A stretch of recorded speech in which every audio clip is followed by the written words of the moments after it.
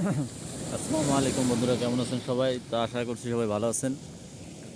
আজকে বিকেলবেলায় হালকা মেঘ, আহ, সাগরের পাড়ে এসে বসেছি। দেশের অবস্থা তো একদমই ভালো না, কতদিন ধরে দেশে কোনো যোগাযোগ নেই। কি অবস্থা দেশের তাও সঠিক কোনো নিউজ পাচ্ছি না। আর প্রবাসীরা যারা দেশের বাইরে থাকে, এরা দিন শেষে বাড়িতে কথা বলার পরে যতটুকু মনে শান্তি লাগে যে বাড়িতে কথা বলছে, সব কিছু ঠিকঠাক আছে, কিন্তু আজ কতদিন ধরে বাড়িতে কোনো যোগাযোগ নেই। মন খারাপ, যার জন্য সাগর পাড়ে এসে বসেছি।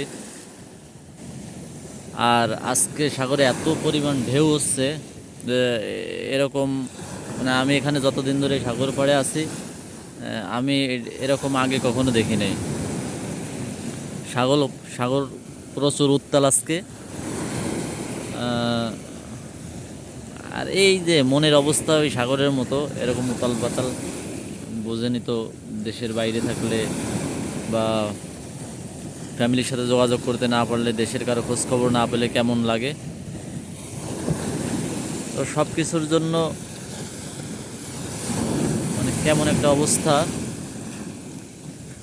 যাই হোক, সবাই সবার জন্য দোয়া করি যেন দেশের অবস্থা দ্রুত স্বাভাবিক হয়ে যায়। এটাই।